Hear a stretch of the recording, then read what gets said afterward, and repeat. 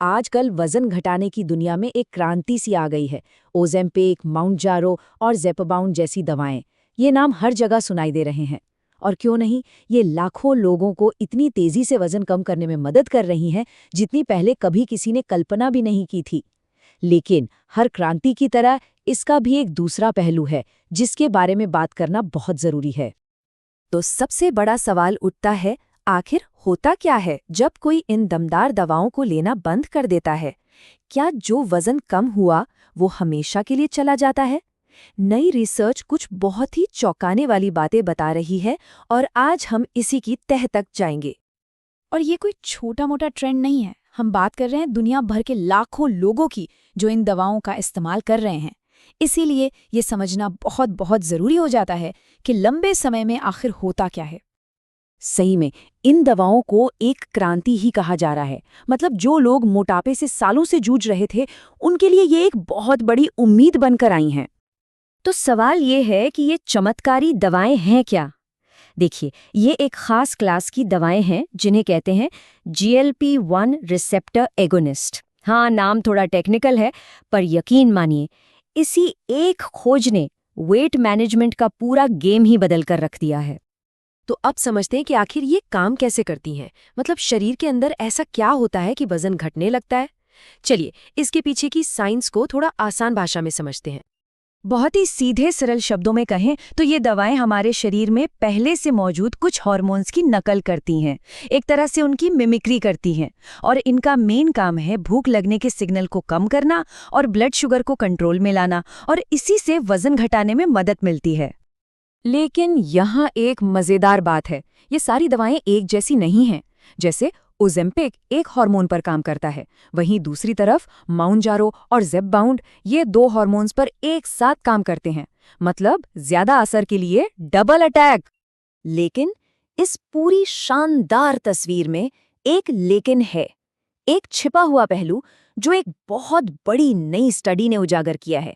और ये कहानी का वो मोड़ है जिसके बारे में जानना बेहद जरूरी है।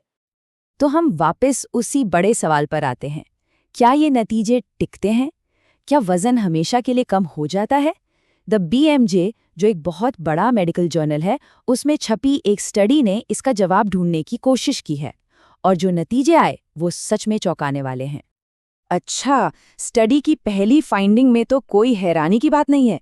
जैसा कि हम यहाँ देख सकते हैं, जब तक लोग दवा लेते हैं उनका वजन बहुत तेजी से और बहुत अच्छे से कम होता है। ये तो इन दवाओं की पावर का सीधा सबूत है। लेकिन असली कहानी शुरू होती है इसके बाद।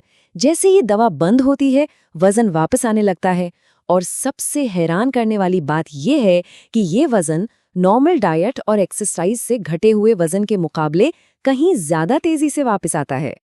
और इसके आंकड़े भी हैं।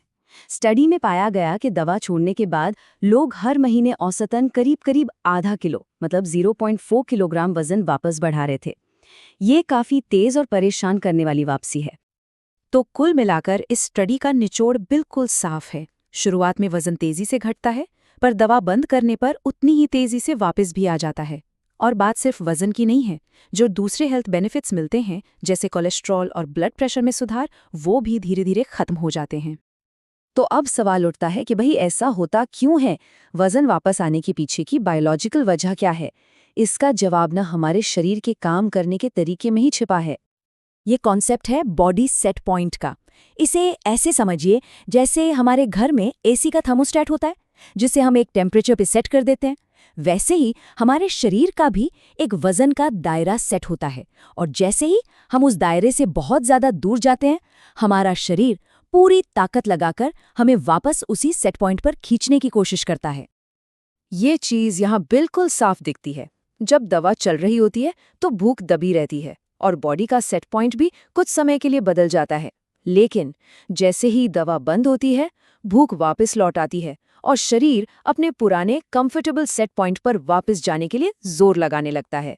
मतलब दवाएं हमारी बेसिक बायोलॉजी को हमेशा के लिए नहीं बदलती।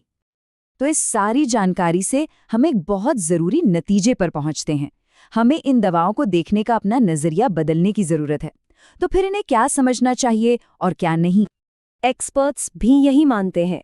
जैसा कि यहाँ लिखा है, ये दवाएं शक्तिशाली उपकरण तो हैं, लेकिन ये कोई जादुई समाधान नहीं है। इनसे क्या उम्मीद रखनी चाहिए, इस बारे में यथार्थवादी होना यानी रियलिस्टिक होना बहुत जरूरी है। तो फिर लंबे समय तक सफलता पाने का तरीका क्या है? इसका जवाब है एक होलिस्टिक अप्रोच, मतलब एक पूरी रणनीति जिसमें दवा के साथ साथ लाइफस्टाइल में बदलाव भी शामिल हों, जैसे सही खानपान, रेगुलर एक्सरसाइज और लगातार डॉक्टर की सलाह। तो सबसे बड़ी सीख यही है, ये मामला सिर्फ एक गोली या एक इंजेक्शन का नहीं है। बात शॉर्ट टर्म कामयाबी से आगे देखने की है और अपने डॉक्टर के साथ मिलकर एक लॉन्ग टर्म प्लान बनाने की है। और आखिर में ये सब हमें एक बहुत ही गहरे सवाल पर लाके छोड़ देता है, वेट मैनेजमेंट का असली मकसद क्या होना चाहिए? सिर्फ कुछ वक्त के लिए वजन घटाना या लंबे समय तक चलने वाली अच्छी सेहत? शायद इसी सवाल के जवाब में आगे का रास्ता छिपा है।